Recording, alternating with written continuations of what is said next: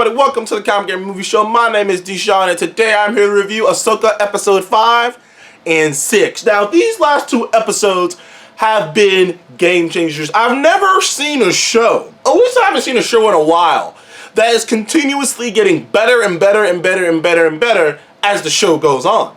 Now, because the show started off, and I enjoyed the first two episodes, I enjoyed the first two episodes, but even I was like, okay, this is right below Mandalorian Seasons 1, Seasons 2, and Andor. It's right below Mandalorian Seasons 1, Seasons 2. It's right on par with Mandalorian 3. It's better than the Book of Boba Fett, and it's better than Obi-Wan. But it's right in its window. But now the show has gotten better and better and better. The acting has gotten better, the sequences have gotten better, and things have just, the fight sequences have gotten better, and the story is taking a turn. And we kind of already knew some of the things this story was going to do, but episode 5 in particular did something that I didn't expect. Now, I had heard that Hayden Christensen was coming back to play Anakin, and he's already come back and he's played Anakin a couple times now, particularly in Obi-Wan Kenobi. But this was the most you got to see of him. First of all, Hayden got to play a more fully rounded version of Anakin. He got to play a version of Anakin that has lived through all these things. He got to play a version of Anakin that has the extra baggage of having the extra weight of training Ahsoka as well.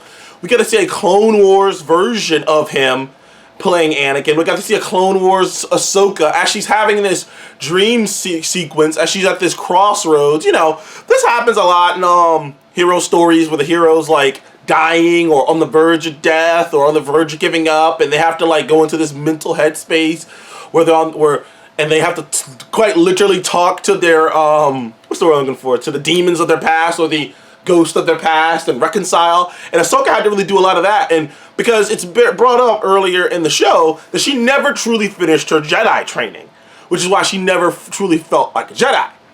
But Anakin, quote unquote, finished her training. And by finished her training, what he really just did was like show her that she's kind of stuck in her ways, that she needs to be convicted. Because the vibe you get with Ahsoka is that she is, what's the word I'm looking for? Flexible? Like, she's kind of just like here, if you get what I mean. Like, she hasn't committed to anything. She hasn't like given it anything her all. She's just kind of here.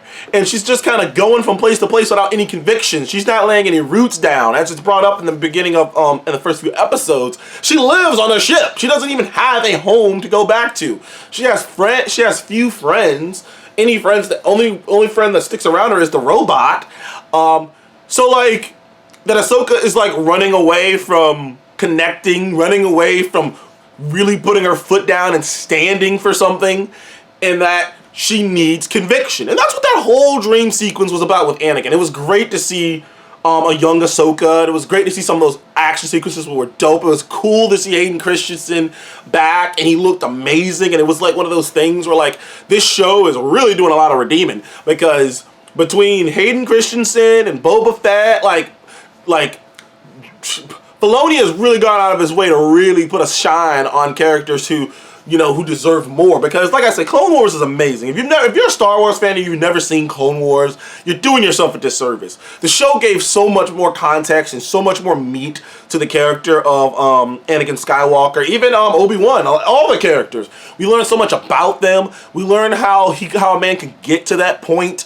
Like, all that characterizations that Hayden didn't get to have in his performance are all in that one. And really, it's just amazing to see an actor who is like that, who was just like, I went hard at that man. We all did. And it's amazing to see a redemption. People love him now. And it's clear, like, it's one of those things where it wasn't his fault. I feel like we all can kind of look back at those prequel movies and kind of go, it was none of these actors' fault. This shit sucked. It was none of their faults. It sucked because of how it was produced, because of how it was written. It wasn't his fault. And now that we get to see Hayden in this light, it is a nice, sort of almost bittersweet to me feel of, man, what could have been? Like, what could he have been if he had this chance to have all this characterization from the beginning? What could Star Wars have been if he had got this chance to have all this characterization and really show the journey of Anakin to the dark side. But I digress. It was a beautiful story. Rosario Dawson and Hayden had great chemistry. I believe their dynamic.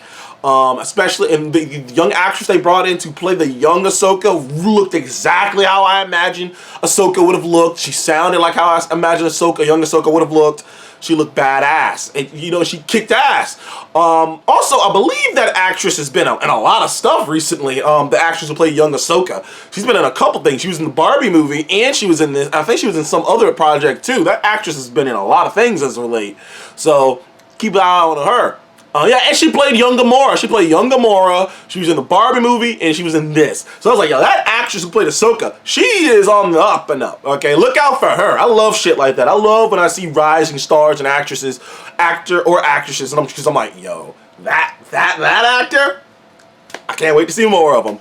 But she did a great job. So episode 5 was really zeroed in on that. While, you know, Hera was like freaking out because, you know, obviously more news to the old Republic being, you know, to the new Republic being pretty much shit and gonna crumble soon because they don't take shit seriously and they're, you know, they're bullshitting. And there's like hint, hint, nudge, nudge, because we know in the sequel trilogy that before shit really went south, not bad name, before shit really went south, god damn it, why am I with Leia? Leia, like, created an entire, like, sub-fleet out there to, like, in case something went, because she felt the pressure, she felt what was happening going down too, and she decided to kind of preemptively do something. But at this point in time, Leia's still a part of the New Republic, but you can already hear it and sounding like eventually she's gonna break away, which obviously she ends up doing, which is the only reason there's even a rebellion to even be able to happen in the sequel trilogy. But I digress. This is just more evidence to the stupidity that's going on here. But once again, I digress.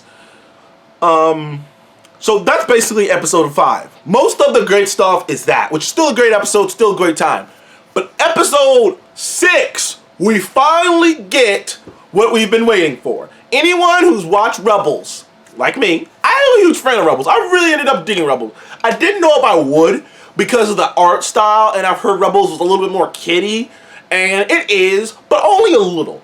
Only a little. The art style is a softer version of the original Clone Wars style, but it is still very good, and I still had a great time with it. And I still fell in love with Ezra, and I still fell in love with Thrawn as this big bad threat. Like, they make it like Thrawn is such a bad motherfucker that he's like on a first name basis with the fucking Emperor, dude. That's how badass Thrawn is. If Thrawn was force sensitive, man would be unstoppable. But yeah, obviously there's that book about Thrawn, you know, Admiral Thrawn. Anyone who read it said it was great. I have never read it, but I've heard it was a great book. And Thrawn was like the first character from the Legends books. Well, one of them that they brought into regular canon. They went, we like that character that you guys created, and we brought it into canon. There's a couple more characters who were created in like off comics, you know, like not off comics, books, Legends books, like kind of, you know, books that were canon but then aren't canon. But Thrawn is one of those characters they brought over. Now, he's not as hardcore as he was in the original books, but he's still every bit Thrawn. And cool thing is, I'm hearing, and I don't know this for sure, but the actor that got to play Thrawn is the actor who voiced him in Rebels, which is probably why if you watch Rebels and you watch this, you're like, damn, man, he sounds just like him. Good job. It's like, oh no, it's him. Which makes sense because, you know, that Thrawn would look a little older as the actor matches the actor being kind of older because he's been stuck in this who knows where, this ancient part of the fucking galaxy for however long.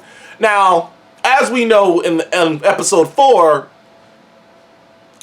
Sabine decided to give the bad guys the little orb thing, to give them the coordinates to go wherever Thrawn was, because Ezra was out there. And in this episode 6, we get to see Ezra and we get to see Thrawn, and they're both performed and look exactly how I thought. I have to make a correction. I have to say I was wrong, because when they showed the little Ezra talking on the little hologram thing, he looked a little chunky. He looked like really big, and I was like, he looked kind of chubby, and I was like, yo, Ezra's skinny as a shit. I don't know who this guy is. But then when they actually show, maybe it was just his clothes in the picture. When they actually showed Ezra in the show, I was like, oh, never mind. He looks exactly how I imagined Ezra would have looked. Yeah, that's pretty much right on the money. That's Ezra.